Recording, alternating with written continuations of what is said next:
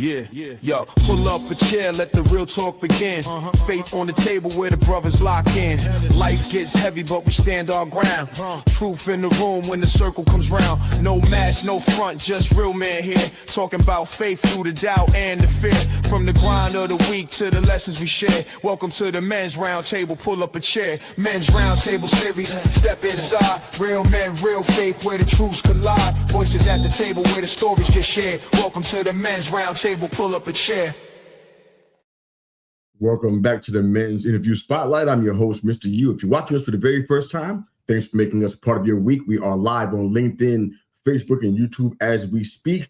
Our guest today is an internal medicine physician, anger and stress elimination expert, and the author of Dr. Orman's life-changing anger cure. Found on Amazon as we speak. Dr. Mort Orman's in the house.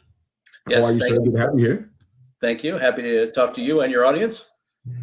Same here, sir. Good to have you here. All right, so this is something that I know we have a male audience, and we have, and I reference this probably once or twice in this show. We have what's called a Men's Roundtable Series podcast every Thursday night at 7 p.m.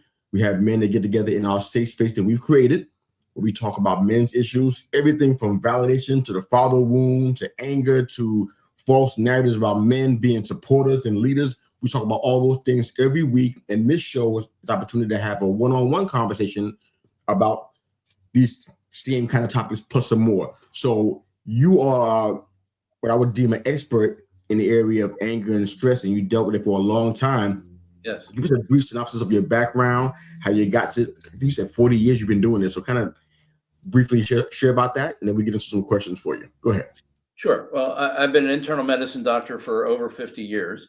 And 40 of those years, I've also been an anger and stress elimination expert, helping people get rid of, not manage, but get rid of their anger and get rid of their stress by understanding exactly where it's coming from. I didn't understand this myself when I was a young man going through medical training and opening up my practice. So I had a lot of anger, I had a lot of anxiety. All of my relationships with women failed one after another. And no matter what I tried, I couldn't fix it. You know, I tried all the self-help stuff and stress management stuff. I even went into therapy for several years. And I was still the same angry, anxious guy, you know, every day I woke up. It was, you know, it was like Groundhog's Day, which is funny because I was born on Groundhog's Day. Wow. February 2nd. So I was literally living Groundhog's Day every day. And it was very frustrating because I was very good at helping other people with their problems, to solve their health problems, things like that. But I really couldn't make a dent in these anger problems and relationship failures and things that I was having in my own life until, you know, I really decided I needed to find out some answers. So I started going into personal development work, did that for a couple of years, eventually pieced together some insights from different programs. And I finally figured out, you know, what was going on whenever I got angry. I figured out how my brain was making me angry, which no one ever told me, and despite all my education. So, I mean, it was like amazing. I was, and if you'd walked up to me when I was in my 20s or mid 30s and asked me if I ever thought I would see a day when I would not be an angry guy and not be triggered very easily, I would have told you, I just don't think that's in the cards for me. I think that's just part of my makeup, part of my personality. So I was like one of the most shocked people in the world, you know, a couple of years later to find out that, oh my God, most of my anger is gone now. I'm not getting triggered like I used to get triggered. I'm finally having success in my relationships. You know, it's like, I didn't believe that was possible. And most people today who are stuck with anger problems or repeated relationship failures, they probably don't think there's much of hope for them either to have the kind of life that they dream of, you know? I doubt it. I won't doubt it at all. What's one of the biggest myths or I guess misconceptions about anger today, Doc? Yeah, there's a lot of them. The biggest one is we have this sort of external causation model, you know, and just because that's the way it looks like it happens. So we see things we don't like, people behave in ways we don't like, they say things, they do things, and then we feel angry. And then it looks like it's a direct one causes two, you know, a 1-2 process, causal process. It's actually not. The external events that upset us are really just the triggers. They're not the causes. The causes are happening inside of our brain, but they're invisible, so we can't see them. And unless you know what they are, they're actually not that complicated, but unless you know what they are, you can't defend yourself. So that's why that's why if you turn on your TV or scroll social media and you see people being angry all over the place and it looks like they can't control it, it's not that they don't have the ability to control it. They have a blind spot about what's going on in their brain that's making them angry, because our brain tells us to look at things in certain ways. And that's actually what causes our anger. If you don't look at it in those ways or believe those things about it, you won't get angry. And that's why two people can be standing side by side and they witness the same event. One of them is angry, the other doesn't, because their brains are doing different things in response to that trigger that makes one person angry and the other person doesn't have any reaction at all. Well, that makes a lot of sense. So is the frequency of anger the same across genders, or is it a little different with men than it is with women? I think men and women get angry about the same amount. The difference is society has pretty much said to men, it's okay for you to express your anger. That's manly. That's good. But for women, women have been told it's a bad look, for women to get angry. So they still get angry, but they've learned to mask it a little bit. They'll put a smile on their face when they're angry sometimes, or they'll pretend they're not angry when they really are. Men are more likely, if they're angry, we're going to show you that we're angry. We're going to have an angry face. We're going to have, we're going to get worked up, whatever. And because society said it's okay. And unfortunately, women have been taught to suppress their anger or hide their anger or mask it. Although they will let it out at times, as all of us men know. They will let their anger out. They will let their anger out at times when they're not in public, to do that. But I think we get it. We all get triggered. We all get angry, and our brain. And there's no difference in what the brain is doing in a woman's brain or a man's brain when they're making us angry. When our brains are making us angry, they're doing the exact same. They're giving us the same filters. They're telling us, look at this situation in these ways and believe that these are completely true. And when you do that, then you get anger. So, for example, and all the emotions work in the same way. So we all get anxiety from time to time. We get scared from time to time. So the first thing our brain tells us to make us anxious, for example, is it tells us something bad is going to happen.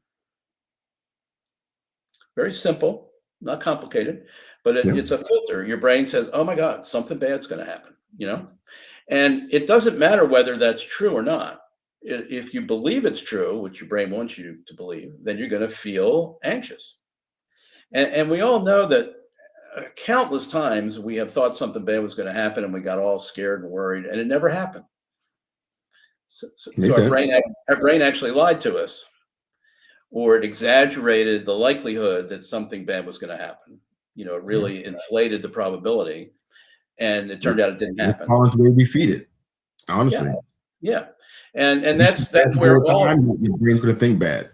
And that's where all of our emotions come from. Our brain is giving us filters of how to look at the world and think about the world. And a lot of times, one or more of those filters isn't really true, but we believe it's true, and then we get the emotion. So, and nobody can recognize what's going on. You talk about winning against stress and winning against anger. It's hard to win when you don't know how the game's being played and what your opponent is doing. And that's the state we're in today. We get angry and we have no idea what our brain just did to us.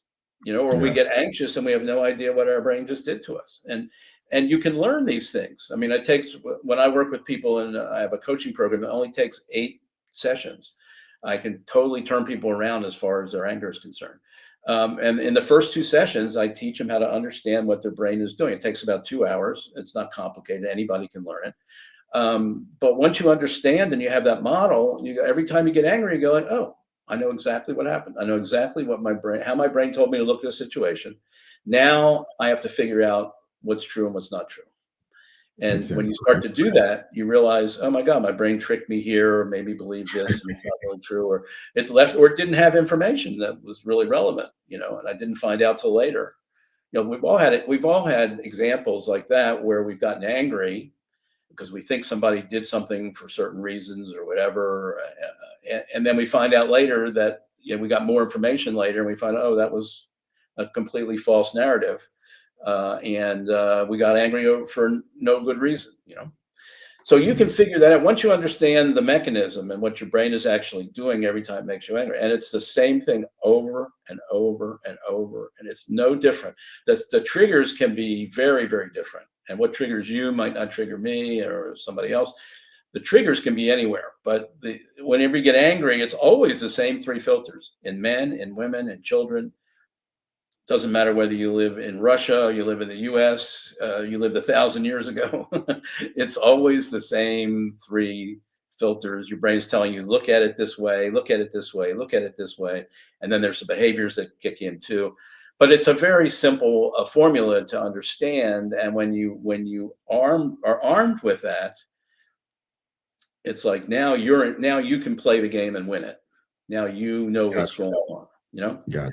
All right. Yeah. We got time for a couple more questions, and after that, I have you let folks know where they can find you and your work. Sure. So as it pertains to men, which is our entire audience consists of men, maybe 95%. And we talk about this a lot on our roundtable. What does hidden anger look like in men? Because I think that men tend to live in the moment where that's concerned and don't recognize the internal costs that's taking place. So in your system, what does that look like? Well, that's one of the advantages I actually had by being a physician and having a lot of anger. I'm taking care of a large group of people. And I inherited a practice from a doctor who retired. So I was in my late 20s and I had a whole bunch of people in their 60s and 70s. And so I'm taking care of them every day and I'm seeing what happens in their lives. I know about their health history. I know about their families. And as doctors, we easily recognize the angry people from the not so angry people. And you start to see a very clear pattern that the angry people have a lot more health problems. They have a lot more heart attacks and strokes. And they come in and tell you, their spouse asked for a divorce, or they get addicted to some substance, or they get thrown in jail or something. You got all these things that happen. And I'm sitting there as a young man with my own anger saying, I don't really want to end up with all these problems, and so that's what drove me into personal development. But as a doctor, we see all the time how dangerous anger can be and how harmful it can be. And that's not to say there aren't times when anger might be useful. If somebody's attacking you, or somebody's threatening you, or somebody's abusing you or encroaching on your boundaries, then sometimes anger is appropriate response. But a lot of times, I'd say 90% of the time when we get angry, it's going to cause problems in our health. It's going to cause problems on our jobs. It's going to cause problems in our families or with our kids. And a lot of times, it has a negative effect on our kids to be around a lot of anger in either parent or both parents. So it's something that we really, should consider. And a lot of times people wait until it's too late before they ask for help. They wait till somebody asks for divorce. And they go, okay, now I better do something about my anger. Well, you knew that things were building. You knew that your spouse wasn't happy, with your anger outburst, but you just figured, well, they'll just put up with it. And then eventually they don't. And then you go, okay, now I'll go for help. Sometimes, from men's standpoint, sometimes when a woman has closed her heart and said, I want out, it's very hard. Even if you work on yourself and you overcome your anger problems, that they may not be willing to rekindle the relationship. So I see a number of people have come to me when they get that ultimatum or they get that word, and it's really a shame that they waited that long to to do something about it. Yeah, I've seen that too. Most definitely in several instances of that. Could be my last question for you today. Without please omit any names or unique identifiers, of course, but can you share a success story of somebody who you helped eliminate their anger or most of their anger? A lot of them. But there was a gentleman I work with. I moved down to Florida a number of years ago, and I play golf. So I went to a golf course and got matched up with a guy, and he was a nice guy. And I never really talked to him much afterwards, but he followed me on Facebook. Anyhow, he was a 66-year-old guy who had been divorced once. He was remarried, retired, and he calls me up one day and he says, my wife just gave me an ultimatum. And what happened was they bought an RV because their dream was to go travel around in their retirement. So they bought a used RV and they went on their first trip. And he had never driven an RV before. He's getting blown all over the road. Things are breaking down, and he's just getting angry. And he's not. None of it was directed at his wife, but she was, my God, only 2 feet away in this little small space. And they walked. When they got home, they both walked out of the RV, and she turned to him and said, "I'm never going on another trip with you again until you handle your anger problem." So next day, he was on the phone, called me. I met with him. He told me his whole story. He'd been angry all his life. His mother was very angry. His siblings were very angry. He tried to get away geographically. He moved himself away from the family, but he still carried the anger with him. He tried all kinds of things. Nothing helped. He signed up for my short program, and in 10, it was 10 sessions at the time. In 10 sessions, he was like a different guy. His wife could not believe how much he had changed, how he stopped getting angry at little things that she did. He even stopped getting angry on the golf course when he made bad shots, which was his habit before that. And it just shows you that even though you've been angry all your life and nothing has helped, it doesn't matter. Once you understand what these invisible factors are that your brain's using, you can step in, take control, and really end a lot of the damaging anger in your life that can affect you and your partners and kids and your health. So it's very possible. It's just that very few people are teaching this. I mean, one of my goals is to get this into the education system. So by the time you graduate high school, you have this understanding that your emotions are not caused by things that are going on outside of you. You know, it may look that way, but it's really going on inside your brain, and you can take charge of that if you know what's going on. And that can be taught very simply in schools. And that's one of my goals is to get that. So if any educators are listening to this or homeschool folks and they want to get this into, their curriculum, I'd be happy to work with them to do that. Well, that would be awesome. I think I know plenty of both through my personal and professional journey. So perhaps I can make some hookups for you there. But that'd be great. That'd be great. I'd love to talk to anybody in the education space. Yeah. And there's actually several shows on our YouTube channel of people who are homeschoolers. I think there's 3 total that are doing that. Maybe a search of homeschooling in our brand or network, and you find those people who you can connect there too. So a lot of ways to do that. But before we get off the air, can you briefly share kind of where people can find you and your work? I know your book is on Amazon, but how else can they find you along with your book? Go ahead and share that. Yeah, people can go to my website. It's Orman, DOCORMAN.com.